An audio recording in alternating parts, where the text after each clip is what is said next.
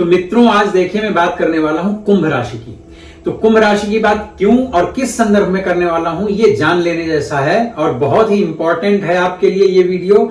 अगर आप कुंभ राशि के हैं तो इसे आप जरूर देखिएगा, या फिर आपके परिवार में कोई कुंभ राशि का व्यक्ति है, या स्त्री हो या पुरुष हो, लड़की हो लड़का हो, कोई भी हो, या बुजुर्ग हो जवान हो, कोई भी हो, ये उन सब के लिए बहुत ही इंपॉर्टेंट होने वाला है। बड़ी ही खास बात बताने वाला हूं इस वीडियो में, इसलिए वीडियो को स्किप जरा सा भी मत करिएगा, स्टार्ट टू एंड देखिए। क्योंकि क्या होता है, स्किप करने के चक्कर में कई बार वो इंपॉर्टेंट बात जो मैं कई उसी पर्टिकुलर जगह में बोल रहा होता हूं तो वो आपका छूट जाता है। तो किस लिए मैं आज कुंभ राशि की बात करने वाला हूं, क्योंकि 18 मई 2025 यानी राहु महाराज राशि परिवर्तन करके और कुंभ राशि में प्रवेश कर गए हैं और अब यहां पर ये रहेंगे 25 नवंबर 2026 तक, यानी कि लगभग 1.5 वर्ष का इनका यहां पर होने वाला है प्रवास। राहु, शनि, गुरु, जब ऐसे बड़े भारी भरकम कोई ग्रह आते हैं गोचर में अपना राशि परिवर्तन करके, तो इनका प्रभाव बहुत ज्यादा इंपॉर्टेंट होता है हमारी लाइफ में। व्हाई? बिकॉज ये काफी टाइम तक स्टे करते हैं। अब इसी एक राशि को अगर चंद्रमा को पार करना होता है तो 2.25 दिन में पार कर जाती है। अब राहु महाराज आए हैं तो ये 1.5 वर्ष तक रुकेंगे। तो आप सोचिए ना कि कहीं आप 1-8 घंटे रुक रहे हैं तो आपकी तैयारी अलग होगी, कहीं आप महीने, 2 महीने, 6 महीने, साल, 1.5 साल रुक रहे हैं तो आपकी तैयारी अलग होगी। तो इसी प्रकार से अब कुंभ राशि के लोगों के लिए, वो चाहे लड़के हों और चाहे लड़कियां हों, मैं बात यहां पर चंद्र कुंडली के आधार पर कुंभ राशि की बात कर रहा हूं, मैं उस सनसाइन की बात नहीं कर रहा हूं जो आप देखते हैं पेपर अखबारों में जो आता है कि इस डेट से इस डेट तक का, उसकी बात हम नहीं कर रहे हैं यहां पर मैं बात कर रहा हूं चंद्र राशि की। क्योंकि हमारी जो चंद्र कुंडली, लग्न कुंडली, सूर्य कुंडली, ये कुंडलियां होती हैं, उनमें से जो हमारी चंद्र कुंडली होती है उसमें गोचर में हुए परिवर्तन को देखना चाहिए। आप लग्न चक्र से भी इसको देख सकते हैं, लेकिन मैं कहूंगा कि फोकस आप चंद्र कुंडली के ही आधार पर रखें। चंद्र कुंडली क्या होती है पहले तो उसे भी समझ लें कि अब मैं बता तो रहा हूं कुंभ राशि, लेकिन अगर आपको नहीं पता है तो आपको राशि कैसे देखते हैं ये मैं आपको बता देता हूं। एक मुश्किल से 30 सेकंड में बात आपको पता चल जाएगी। तो जिन जातकों को भी ऐसा लगता है कि उनको अपनी असली राशि नहीं पता है, तो आप या तो किसी ज्योतिषी से जाकर के अपनी डेट ऑफ बर्थ वगैरह डिटेल दे करके और उनसे पता करवा लीजिए। और अगर आपको वहां से भी नहीं पता चलता है या आपको नहीं जाना है, नहीं कोई कांटेक्ट हो रहा है, तो आजकल इंटरनेट में भी बहुत सारे कुंडली के सॉफ्टवेयर अवेलेबल है, वहां जाइए, name, date, time and place, ये इंफॉर्मेशन डाल करके और कुंडली बन के लग्न चक्र जब आएगा, लग्न चक्र, क्योंकि वहां तो चक्र तो बहुत सारे बनते हैं, तो लग्न चक्र में देखिएगा कि चंद्रमा किस नंबर पे बैठा है, किस हाउस में बैठा है, डजंट मैटर, बट किस नंबर पर बैठा है, दैट इज वेरी इंपॉर्टेंट।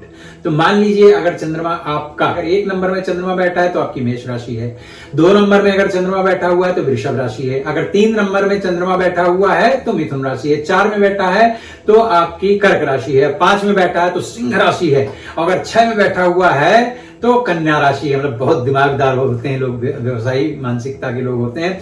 और अगर कन्या के बाद में आता है तुला राशि में अगर बैठा है तो फिर अगर 7वीं राशि में बैठा है तो तुला राशि हो गई, और अगर 8वें नंबर में बैठा है तो वृश्चिक राशि हो गई, और अगर 9वें नंबर में बैठा है तो धनु राशि हो गई जो कि गुरु की राशि होती है, और अगर 10वें में बैठा है तो मकर राशि हो गई, और अगर 11वें राशि में चंद्रमा बैठा हुआ है, 11वें नंबर पे बैठा है तो आपकी कुंभ राशि हो गई, और अगर 12वें में बैठा है तो मीन राशि हो गई। ये इतना सिंपल है कि 12वें में बैठा है तो मीन राशि हो गई। तो जिनका चंद्रमा लग्न कुंडली में 11वें नंबर पर बैठा हुआ है, जहां नंबर 11 लिखा है, भाव 11वां नहीं, तो आपकी कुंभ राशि है। तो अब ये गोचर का जब हम ग्रहों का परिवर्तन और प्रभाव फल देखते हैं तो अब आपकी उसी राशि को हम लग्न वाले स्थान पे यानी 1 नंबर हाउस पे बैठा देंगे। अब वहां से फिर चीजें जो है समझनी चाहिए। तो कुंभ राशि वालों का, क्योंकि राहु आ गए हैं, अब 1.5 वर्ष यहां पर रहेंगे, तो क्या क्या फल देने वाले हैं डिटेल से समझिएगा। नमस्कार देवियों और सज्जनों, मैं हूं आपका शुभेच्छु आचार्य श्री, सिडनी ऑस्ट्रेलिया से, और स्वागत करता हूं अपने YouTube channel astro Indian priest पर। तो मित्रों, वीडियो को अंत तक देखिएगा। अगर चैनल को अभी तक आपने सब्सक्राइब नहीं किया तो प्लीज सब्सक्राइब कर लीजिए, और वीडियो को लाइक कीजिएगा, कमेंट करके आप बताइएगा कि आपको वीडियो कैसा लगा, या किसी दूसरे अन्य किसी विषय पर भी अगर आपको वीडियो चाहिए चाहिए, मतलब ज्योतिष से या कर्मकांड से या भारतीय अपने सनातन धर्म से संबंधित किसी विषय पर, तो अवश्य मैं प्रयत्न करूंगा कि आपके द्वारा सुझाए गए सब्जेक्ट पर, विषय पर भी मैं वीडियो बना करके और आप तक पहुंच सकूं। वीडियो को स्किप मत करिएगा, अपने मित्रों के साथ शेयर कीजिए, अपने परिवारजनों के साथ में शेयर कीजिए, और जिनकी भी कुंभ राशि हो ये वीडियो देख करके और उनके बारे में भी 4 बातें आप बताइए। अगर जब उनके जीवन में वो चीजें सही हो रही होंगी तो आपको आश्चर्यजनक ढंग से देखेंगे। तो मित्रों, कुंभ राशि में जब राहु आ गए हैं तो इसको समझने के लिए सबसे पहले बेसिक से समझना चाहिए। तो बेसिक ये है कि आप किसी के घर जाते हो, कोई आपका बहुत क्लोज फ्रेंड है जिसके साथ एकदम आपका याराना वाला संबंध है, तो आप काफी रिलैक्स्ड होकर के जाते हो, बहुत ज्यादा मर्यादाओं का, बहुत ज्यादा मतलब अटेंशन नहीं देते, थोड़ा रिलैक्स होकर के जहां मन किया वहां बैठे, जहां मन किया खाए, जहां जैसा हुआ वैसा करके आप व्यवहार करते हो, क्योंकि आपको लगता है इसका घर भी मेरा घर जैसा ही। लेकिन आप जब किसी ऐसे व्यक्ति के घर पे जाते हो जहां से आप बहुत फैमिलियर नहीं है, बहुत फ्रेंडली नहीं है, तो जहां आपको ऐसा लगता है कि यहां आपको मर्यादा का पालन करना है, आदर सम्मान सब कुछ देखना सुनना है, वहां आप थोड़े से रिजर्व हो जाते हो। तो यहां ऐसा नहीं है। यहां क्या है कि राहु महाराज आए हैं किसके घर में? शनि महाराज के, क्योंकि कुंभ राशि का जो मालिक है वो होते हैं शनि महाराज। तो शनि महाराज की राशि में आए हैं, तो शनि इसको अपना, शनि के इस घर को, कुंभ राशि को, या ये मूल त्रिकोण की राशि है वैसे तो, इसको राहु महाराज समझते हैं कि ये मेरा अपना ही घर है, यानी वो बहुत फ्रेंडली होकर के आए हैं। तो यहां जो भी फल देना है राहु काफी फ्री होकर के देंगे। तो ऐसा नहीं है कि यहां पे घर का मालिक कौन? शनि। तो शनि की वजह से इनको बहुत डर ये वैसा नहीं लगेगा। हालांकि फ्रेंडली है तो ऑफ कोर्स, फ्रेंड का मतलब ये तो होता नहीं है कि अपने फ्रेंड के एकदम अगेंस्ट चला जाए। फ्रेंड का मतलब ये भी होता है कि भैया आपका जो दोस्त है उसका भी आपसे थोड़ा बहुत मिलता जुलता नेचर है, तभी तो आप फ्रेंड बनते हैं। तो राहु महाराज आए हैं अपनी प्रतिभा को साथ लेकर के। तो राहु महाराज के विषय में ऐसा माना जाता है, और माना क्या जाता है, जो कि सच भी है, कि राहु और केतु ये फिजिकल प्लैनेट्स नहीं है, इनकी कोई फिजिकल प्रेजेंस नहीं है इस यूनिवर्स में, बल्कि ये छाया ग्रह है। तो छाया ग्रह का मतलब ही होता है कि शैडो प्लैनेट्स हैं, बट इनका हमारी लाइफ में इंपैक्ट इतना ज्यादा होता है, प्रभाव इतना ज्यादा होता है कि हमारे ऋषियों मनीषियों और पूर्वजों ने इनको एज ए प्लैनेट ही कंसीडर किया है। कि जैसे कहते हैं ना कि कोई, हमारे गांव की एक कहावत बड़े साधारण शब्दों में, कि जो लगे सो सगे, कि मतलब जो हमारे नजदीक है वो हमारे सगे से भी ज्यादा है। मतलब आपका कोई पुत्र है, आपके लिए जो चाहो करने को तैयार है, लेकिन बेचारा मौके पे नहीं है और आपको बुखार आ गया है, तो भैया जो नजदीक है वही आपकी मदद करेगा। तो जो नजदीक है वो सगे वाले से भी ज्यादा कई बार काम करता है। तो इसी प्रकार से चूंकि राहु और केतु 180 डिग्री में पृथ्वी के इतने निकटतम छायाएं हैं कि ये किसी भी प्लैनेट की तरह इस पृथ्वी में रहने वाले जातकों के ऊपर अपना प्रभाव डालते हैं। दैट्स वाई इनको कंसीडर किया जाता है। तो छाया ग्रह का मतलब ही होता है कि थोड़ी सी जहां धुंध हो, थोड़ा सा जहां पे ब्लरी हो सिचुएशन, बहुत क्लियरिटी ना हो, तो ऐसा इसका अपना नेचर और स्वभाव है। और शनि वैसे भी एक डार्क प्लैनेट है, गैसीय प्लैनेट है, डार्क ब्लू ये ऐसा माना जाता है, और हालांकि वो तो फिजिकल प्लैनेट भी है। तो सबसे पहला काम ये क्या करेंगे कि सबसे पहले ये आकर के अपने वैचारिक जगत को सबसे ज्यादा प्रभावित करेंगे। आपका जो सोचने का, समझने का, काम करने का जो शैली है उसको ये बहुत ज्यादा फर्क, मतलब बहुत ज्यादा प्रभाव डालेंगे, और आत्मचिंतन की तरफ आपको लेके जाएंगे। मतलब अंतर्मुखी होकर के व्यक्ति को आत्मचिंतन करवाते हैं। तो कई बार बहुत छोटी छोटी सी गलतियों में भी आपको बहुत ज्यादा बड़ी बड़ी गिल्ट भी होने लग सकती है, या थोड़ा सा भी आपने कुछ अच्छा काम किया, क्योंकि इल्यूजनरी प्लैनेट है ना, तो बहुत ज्यादा खुशी होगी कि यार मैंने बहुत बड़ा काम कर दिया। यानी थोड़ा अतिरेक की तरफ राहु महाराज लेकर के जाते हैं। अतिरेक का मतलब जानते हैं ना, एक्सट्रीम ले जाते हैं। तो बैलेंस बनाने की जरूरत है। तो कैसे बनाए उस बारे में भी बात करेंगे। अब ये इस वक्त आपको जरा सा कोई बता देगा कि भाई इस शेयर में थोड़े पैसे लगाओ, इससे ये फायदा हो जाता है या इसमें आपको फायदा हो सकता है, तो राहु है पूरी तरह से उसी में आपको एकदम डुबा दे। बहुत टाइम तक नहीं रहे, क्योंकि राहु बहुत जल्दी डिटैच्ड भी करवाता है चीजों से। राहु का स्वभाव क्या होता है कि एकदम से बहुत ज्यादा किसी से प्यार करना, फिर एकदम से उसके साथ में दूरी बना लेना। तो किसी चीज को एकदम से लाइक करना और फिर एकदम से उसके साथ विरक्त हो जाना, ये स्वभाव है। तो इसी स्वभाव में थोड़ा बैलेंस लाने की जरूरत है। तो अब जैसे कोई आपको सजेस्ट कर देता है कि इसमें इन्वेस्ट कर दो। शेयर मार्केट की ही बात नहीं, बिजनेस की भी बात है। हो सकता है आप किसी से सजेशन लें और कोई व्यक्ति आपको सजेस्ट कर दे कि ये फील्ड अच्छा है, तो बगैर जाने समझे आप उसी में बहुत सारे ख्वाब देखने लगे, बहुत सारे आप जो है दिमाग में सपने संजो करके और बगैर ज्यादा समझदारी के या बगैर उस चीज को जाने समझे आप उसमें इन्वेस्ट कर दें या उस बिजनेस में उतर जाए। ऐसा नहीं करना है, इस काम से आपको बचना है। क्यों? क्योंकि राहु में पोटेंशियल बहुत होता है, छाया का पोटेंशियल। पहले तो स्थिरता नहीं होती। आप देखो कैसे नहीं होती स्थिरता, कैसे समझना चाहिए कि आप जब देखेंगे तो दिन में मतलब 12 घंटे का सूर्य नारायण का आगमन होता है हमारी इस पृथ्वी पे, तो दिन में 2 बार छाया अपना स्वभाव बदलती है। जैसे कि जब आप सुबह कहीं बाहर मैदान में खड़े होंगे जाके और सूर्य की किरण पड़ेगी तो आपकी छाया बहुत लंबी दिखेगी, मतलब आपके जो शरीर की छाया है बहुत लंबी दिखेगी। धीरे धीरे जैसे जैसे सूर्य नारायण ऊपर आते जाएंगे आपकी छाया छोटी होती जाएगी। यानी राहु भी इसी तरह करता है। क्या करता है कि तुरंत किसी ने बताया तो आप एकदम उसमें जो है इल्यूजन में फंस जाएंगे और आपको लगेगा यार बस यही बिजनेस या यही शेयर मार्केट में यही इसी में शेयर में लगा दो या यही काम कर डालो, मतलब तुरंत आपका मन करेगा कूद पड़ो इसको कर डालो, ज्यादा विचार करने की जरूरत नहीं, बहुत नुकसान हो जाए, ऐसा सोचवाता है। लेकिन जैसा कि मैंने बताया दिन में 2 बार ये जो अपनी छायाएं हैं स्वभाव बदल देती हैं। पर अगर आप पहले ऐसे उत्सुकता या अति उत्सुक होकर के कोई कार्य नहीं कर बैठते, थोड़ा सा रुकते हैं, और कैसे, जैसे दोपहर के बाद में, जब दोपहर में आप देखें सूर्य टॉप पे हो तो छाया कहीं दिखती ही नहीं, पर उसके बाद धीरे धीरे वही छाया बढ़नी शुरू होती है और ऐसे बढ़ती है, ऐसी बढ़ती है कि जब छाया बढ़ते बढ़ते अंधकार आ जाता है तो पूरा जगत ही छाया में हो जाता है। तो आपको जैसे मतलब ये मैं राहु के स्वभाव है बता रहा हूं क्योंकि छाया का यही स्वभाव है, इससे बढ़िया आज तक आपको किसी ने बताया नहीं होगा। तो जो इमीडिएट ख्याल आपके दिमाग में कोई भी आता है, चाहे वो अपनी गिल्ट का हो, चाहे किसी के द्वारा किया गया आपके ऊपर उपकार हो, उसके प्रति आपको आत्मभाव विभोर होकर के भर जाने की बात हो, या किसी भी प्रकार की जो पहला थॉट प्रोसेस आपके अंदर आता है, जो पहला ख्याल आता है, उसके साथ आप व्यवहार तुरंत से ना करें।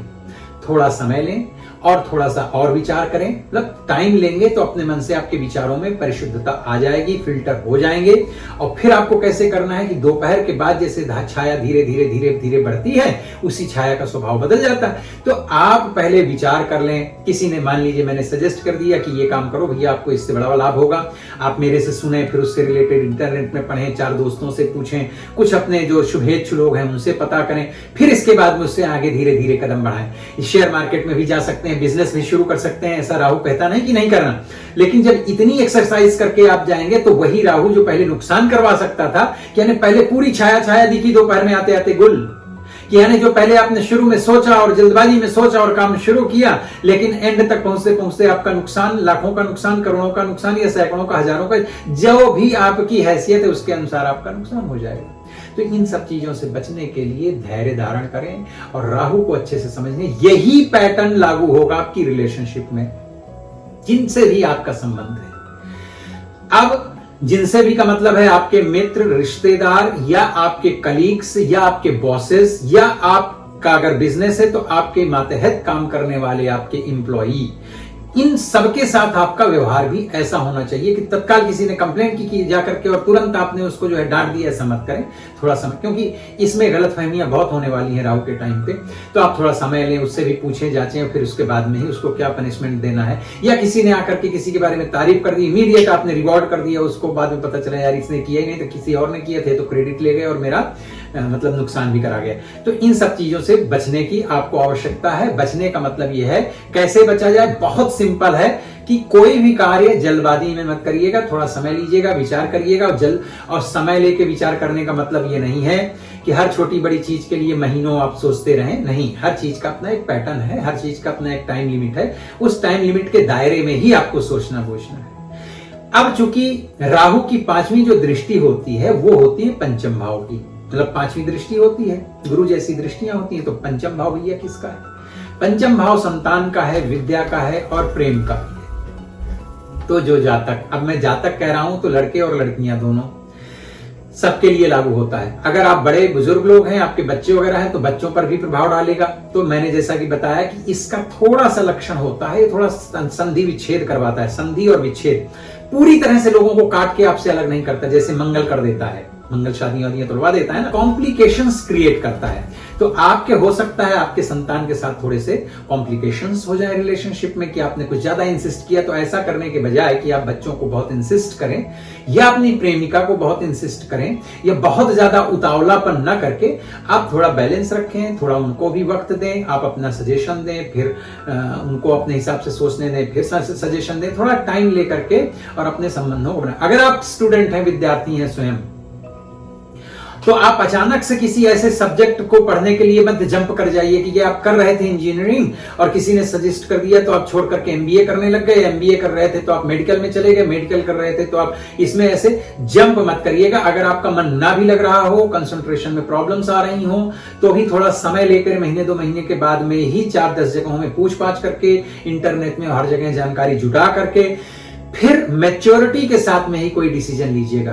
तो बच्चों के साथ संबंध बनाए रखने के लिए भी आपको मैच्योरिटी दिखाने की आवश्यकता है। अपना पढ़ाई लिखाई से संबंधित कोई निर्णय लेना है, उसके लिए भी आपको समय देने की आवश्यकता है। प्लस अगर आप पढ़ाई कर रहे हैं, आपको ऐसा जंप नहीं करना इधर उधर में, और आपको पढ़ने में शुरू में लगता है कि यार कल तक तो मुझे सब याद हो जाएगा और पता चला परसों तक भी याद नहीं हो, तो पेशेंस रखिएगा, क्योंकि अगर परसों नहीं भी याद हुआ तो नरसों तो जरूर ही याद हो जाएगा। अच्छा, इसमें एक गंदी बात यह है कि अगर आप मैरिड हैं, शादीशुदा है, तो एक्स्ट्रा मैरिटल अफेयर्स के भी सिचुएशन ये क्रिएट करता है।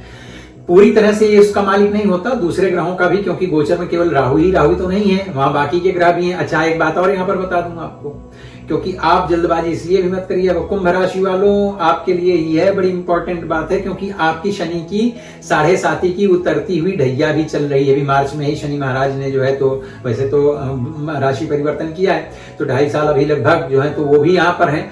तो जो भी काम आप करिएगा तो उन चीजों में बहुत विचार पूर्वक करिए। ऐसा एकदम नहीं कि आपको कोई काम नहीं करना सब कुछ है, बस विचार पूर्वक करना है। अपना एक आचरण में परिवर्तन करिए और ध्यान रखिए, जैसे योग में है ना कि क्या है वो प्रत्याहार, कि संबंधों में दूसरों से अपेक्षा के बजाय अपने अंदर ही वर्कआउट आपको करना है, और उतना डीप भी नहीं करना कि जरा सी किसी से बात हो गई अब आप 4 दिन उसी में टेंशन में, नहीं, उतना भी नहीं करना। थोड़ा सा विचार करिएगा, दूसरों में परिवर्तन लाने के बजाय संभव हो उतना आप अपने अंदर पॉजिटिव दिशा में परिवर्तन लेकर के, बहुत गिल्ट में मत जाइए पर बहुत ओवर हैप्पी भी मत हो जाइए, बैलेंस। ये कह रहा था मैं कि एक्स्ट्रा मैरिटल अफेयर के चांसेस बनते हैं, क्योंकि 5वीं दृष्टि से राहु देखता है, तो दिमाग में ऐसी कुलबुलाहट ला सकता है। हो सकता है कि कुछ समय के लिए ही कोई परमानेंट आपको कोई मिल जाए, ऐसा विवाहेतर संबंध के लिए जरूरी नहीं, लेकिन कुछ समय के लिए ऐसा आपकी नियति वगैरह खराब कर सकता है। विचार कीजिएगा कि ऐसा ना होने पाए। और अगर आपकी शादी ब्याह नहीं हुआ है तो डेफिनेटली 5वें स्थान को देखता है, भैया प्यार मोहब्बत की भी पॉसिबिलिटीज होंगी, लेकिन यहाँ फिर आपको यही बात ध्यान रखनी कि ओवर कमिटमेंट और जल्दबाजी में कमिटमेंट ना करें, क्योंकि अक्सर लड़कों के साथ ये होता है। लड़कियां तो थोड़ी फिर भी समझदार होती हैं इस मामले में, वैसे ये होता दोनों साइड से है कि ये चूंकि राहु आया है तो अचानक कहीं कोई दिखा और पता चला 1 हफ्ते में ही आपने सारे कमिटमेंट कर दिए, पूरी जिंदगी की कहानी आपने बता डाली, और पता चला 4 दिन बाद फिर वो उसका लड़की का आपके ऊपर इंटरेस्ट ही नहीं रहेगा। तो ऐसा मत करिएगा, धीरे धीरे ग्रेजुअली अपने रिलेशनशिप को आगे लेकर के जाइएगा। और अगर शादीशुदा है तो फिर इन चीजों से आपको बचना चाहिए, मेरी एडवाइस है, बाकी आपकी जैसी इच्छा। और 7वीं दृष्टि से आपके पत्नी के स्थान को देखता है, थोड़ा सा काम धंधा और व्यापार वगैरह भी यहां से देखा जाता है। तो यदि आप शादीशुदा हैं तो संबंधों में थोड़ी सी कड़वाहट आने की कोशिश होगी। अब खुद ही सोचिए ना कि एक छाया ग्रह है, डार्क प्लेनेट है, कॉम्प्लिकेशंस देना इसका नेचर है, स्वभाव है। कोई भी चीज अच्छे से अच्छा चीज देने के पहले भी आपको थोड़ा सा परेशान करता है, मतलब थोड़ा ब्लफ मास्टर है, थोड़ा सा ब्लफ देगा, झूठे वादे करवाना, किसी से झूठी चीजों में फंस जाना, ये सब कुछ करता है। इसके लिए भैया राहु को मैं कहता हूं मकड़ी का जाल है, चला इसके ऊपर जा सकता है डेफिनेटली, लेकिन बहुत संभाल के एक कदम देख करके और फूक फूक करके आपको कदम रखना चाहिए। तो इसी तरह से आप अपने पत्नी के संबंध में भी सबसे पहले 2 चीजों का ध्यान रखिए, वाणी और भोजन। भोजन भी ऐसा मत करिएगा, क्योंकि राहु है, कभी कभी ओवर ईटिंग करवा के बीमार करवा सकता है, शरीर को खराब करवा सकता है, मानसिक स्थिति खराब करवा सकता है। तो भोजन मत करिएगा। और कब? डार्क में मत करिएगा, मतलब सूर्यास्त के बाद में भोजन एकदम बंद कर दीजिए, हो सके तो 1.5 साल के लिए, वैसे तो पूरी जिंदगी के लिए बंद कर दें तो बहुत अच्छा है आपके लिए, शारीरिक और मानसिक रूप से फायदेमंद रहेगा, क्योंकि रात्रि में फिर राहु अपना अलग ढंग से काम करता है। तो सूर्य नारायण के रहते रहते जो है तो आप भोजन वगैरह कर लें, और वैचारिक जगत भी अपना शुद्ध रखें। तो भोजन और वाणी का आप जो है बहुत ख्याल रखिएगा, हो सके उतना लोगों की सुन के लिए। ऐसा भी नहीं है कि भैया एक नाग को एक बार संत जा रहे तो सबको काट रहा था दौड़ दौड़ कर, तो संत ने समझाया, बोले भाई ऐसा मत करो, ये संसार सब जो है तो शेयरिंग वर्ल्ड है, इसमें तुम भी रहो, दूसरों को भी दौड़ के मत, मनुष्यों को काटो, जीवों को काटो, भाई साधारण अच्छे ढंग से रहो। अब सांप ने बेचारे को गलत इस उनका जो उपदेश था उसको गलत ले लिया और अब उसने काटना वाटना बंद कर दिया। तो छोटे बच्चे आते जाते कोई भी उसको कंकर पत्थर मारता, तो दोबारा जब वो फिर से वहां से संत निकले तो देखा तो मरणासन्न स्थिति में सर्प पड़ा हुआ था, यानी कि वो बहुत चोट खाया हुआ था। तो जाके साधु महाराज ने पूछा कि भैया ऐसा क्या हो गया तुमको? तो बोले आपने बोला था कि किसी को काटिए मत। तो बोले मैंने बोला था काटिए मत, ये तो नहीं बोला था कि आप फुफकारिए भी मत। अरे भाई थोड़ा सा फुफकार करके डरा धमका के रखिए, दूसरों को नुकसान न पहुंचे, आपको भी अपनी सुरक्षा रखनी है ना। तो जब मैं ये बोल रहा हूं कि वाणी से कुछ ऐसी बात मत बोलिए कि किसी को बुरा लग जाए, तो मैं ये नहीं कह रहा हूं कि फिर दुनिया आपको आके गाली देती रहे तो आप चुपचाप सुनते ही रहिए, नहीं। जहां जितना रिएक्शन करना है वो उसमें 10-20% कटौती करके करिए। आप सुन रहे हैं, जहां किसी को बहुत हैवी वाली गाली देना है तो वहां आप दुष्ट कह करके काम चला लीजिए, बेवकूफ कह करके काम चला लीजिए, तो बात उतनी एक्सट्रीम लेवल पे जाके खराब नहीं होगी। एंड स्पेशली ये बात मैं आपको आपके पार्टनर के संदर्भ में कह रहा हूं, पति हो या पत्नी हो, तो इसमें थोड़ा सा मधुरता बनी रहे और एक्सट्रीम कॉम्प्लिकेशंस ना क्रिएट हो जाएं आपके दोनों के बीच में। इसके लिए आप ऐसा संभाल करके और ऐसा बैलेंस रखने की कोशिश कीजिएगा। और फिर नौवीं दृष्टि से भाग्य और धर्म, ये बड़ी इंपॉर्टेंट चीज है। देखिए भैया, भगवान ने यानी हमारे ऋषियों मनीषियों ने, मतलब भगवान के बनाए गए सिस्टम को ही ऋषि मनीषियों ने डिकोड किया है। कैसे? अगर लग्न से ही देखें, मैं इस विषय को किसी दिन उठाऊंगा, लग्न से लेकर के द्वादश भाव तक का कैसे टेक्निकली कितना ब्यूटीफुली काम करता है, कैसे संसार चलता है। पर यहाँ फिलहाल मैं इन भावों की बात बताता हूं क्योंकि राहु जो है 9th दृष्टि से जो है तो आपके 9वें भाव को भी देखेगा। कुंभ राशि वालों के लिए 9वां भाव होता है भाग्य का और 9वां भाव होता है धर्म का। वैसे कुछ विद्वान स्पेशली जो कृष्णमूर्ति पद्धति से साउथ वगैरह से हैं, वो ज्यादातर 9वें हाउस को ही मानते हैं, पिता का घर भी। लेकिन मैं उसकी बात नहीं करूंगा क्योंकि इसमें थोड़ा सा मतैक्य नहीं है। कुछ लोग 10वें घर को पिता का स्थान मानते हैं। और वैसे मैं एक बात बताऊं, ये जो 9th हाउस को मानते हैं उनकी अपनी मान्यताओं के तर्क है, लॉजिक्स हैं, उसमें कोई क्वेश्चन मार्क नहीं लगा रहा है। लेकिन मुझे जो ऐसा लगता है कि जब माता का घर चौथा है तो मतलब उससे 7वां घर ही पिता का होना चाहिए, तो मुझे लगता है 10वां घर ही हमें मानना चाहिए। बाकी जो जैसे मान रहे हैं उनके अपने लॉजिक्स हैं और उससे भी मैं सहमत हूं, भाई मुझे कोई किसी चीज का विरोध नहीं है। लेकिन फिलहाल यहां मैं 2 ही चीजों को लेकर चलूंगा कि आपका अगर भाग्योदय करना है, कहते हैं ना कि भाग्यम फलति सर्वदा विद्या बलम न च पौरुषम। कई बार भाग्य ऐसे काम करता है कि वहां विद्या बल और पौरुष वो सब फेल हो जाते हैं, केवल भाग्य ही काम करता है। लेकिन हमेशा दैव दैव आलसी पुकारा, रामायण में तुलसीदास जी ने बात कही है कि केवल दैव मतलब देवताओं के यानी भगवान के भरोसे या भाग्य के भरोसे बैठे रहने वाले व्यक्ति का कभी उद्धार नहीं होता। तो यहां पर आपको जब मैं कह रहा हूं कि भाग्य का भाव है तो धार्मिक कृत्यों से आपके भाग्य का उदय होगा। केवल भाग्य के भरोसे बैठे रहने से भाग्य का उदय नहीं होगा। तो अब क्या क्या धार्मिक कार्य कर सकते हैं? तो पहली चीज तो अपनी कुंडली का करवाएं अध्ययन। और कुंडली का अध्ययन करवाने के बाद जब आपको पता चल जाता है कि कौन सा ग्रह कहां कितना खराब है, किसकी क्या कोई पूजा पाठ करना है, किसी का दान वगैरह करना है, कोई यज्ञ करना है, तो पहला तो काम वो करें आप, मेन वो है। उसके बाद समाज में रह करके जो गरीब हैं, जो मुश्किल में हैं, जहां जिस तरह से लोगों की आप मदद कर सकते हैं वो करें। किसी का भी दिल आपकी वाणी से, आपके व्यवहार से न दुखने पाए वो करें। कहीं कोई जीव जंतु परेशान है उसकी सहायता मदद करें। गर्मियां चल रही इस वक्त भारतवर्ष में, चिड़ियों को जल दें, कुत्ते भूखे प्यासे घूमते रहते हैं उनको, और दूसरे जीवों की जैसी भी सेवा कर सकते हैं, बहुत सारे करोड़ों प्रकार से हम धर्म कर सकते हैं, वो धार्मिक कृत्य करें। दूसरे से बड़ा आप अपने देश के उद्धार के लिए भैया सही रास्ते चलें, मतलब सिग्नल ना तोड़े, सब भी धर्म है। धर्म का मतलब क्या होता है? ड्यूटीज, अपने कर्म पूरे करने। ये करने से आपका भाग्योदय होगा। नहीं तो यही डार्क और कालीमा और ये काली छाया जाके आपको, पहली चीज तो याद रखिएगा कि जब आप ये सब कुछ करने जाएंगे तो राहु है, जैसे मैंने कहा कि सब कामों में पहले विघ्न डालेगा, क्योंकि ये डार्क है, थोड़ा सा शैडो प्लेनेट है, तो वहां भी अच्छा कर्म करने के लिए स्मूथली आपको नहीं करने देगा, शुरू में थोड़ा सा डिस्टर्ब करेगा। लेकिन जब आप अपनी जिद में आत्मबल, आत्मविश्वास के बल पर आगे बढ़ेंगे, तब फिर यही राहु आपको वहां पर भी मदद करेगा। तो जब आप धार्मिक कृत्य करेंगे, पूजा पाठ से लेकर के सामाजिक कृत्य से लेकर के सब कुछ, तो आपका भाग्योदय भी होगा। जब भाग्योदय होगा तब आपका काम भी सुधरने लगेगा, क्योंकि 10वां घर कर्म का घर होता है, चाहे आप व्यापार कर रहे हो, चाहे नौकरी कर रहे हो, चाहे जो कुछ कर रहे हो। जब धार्मिक कृत्य से आपका भाग्य बदलेगा तो कर्म में भी उसकी पॉजिटिविटी दिखाई देगी। और मैं जब पॉजिटिविटी की बात कर रहा हूं तो अगर खराब करेंगे तो खराब भाग्य की वजह से नेगेटिविटी भी आ सकती है। तो दोनों चीजें आपके हाथ में, आप कैसा करना चाहते हैं। और जब आपका कर्म सुधरेगा, चाहे व्यापार नौकरी कुछ भी हो, तब 11वें भाव से इनकम भी वैसी बनती है, उसी हिसाब से आपको लाभ भी प्राप्त होगा। ये तो मैंने 10वें या 11वें का जबरदस्ती जोड़ है दिया है। यह संबंध केवल कुंभ राशि वालों का राहु के अंतर्गत 9वें भाव से भर है। तो अब यहां पे आपको किस तरह से अपने आप को बचा के चलना है। सेहत को अपने बचाने के लिए खाना कम करना है, अपनी सामाजिक सेहत के लिए वाणी को कंट्रोल करना है, पारिवारिक शांति के लिए भी वाणी को आपको संतुलित और व्यवहार को संतुलित रखना है। बहुत ज्यादा डीप थिंकिंग में जाकर के, बहुत नेगेटिव होकर के और अपने आप, क्योंकि ये आपको रिविजिट करवाएगा कि आप अपने ही किए गए डिसीजन पे, किए गए व्यवहार पे आप सोचें। कई बार तो एक्सट्रीम बहुत ना सोचें, थोड़ा बहुत सोचना तो आवश्यक होता है। ये सब सोचते रहें।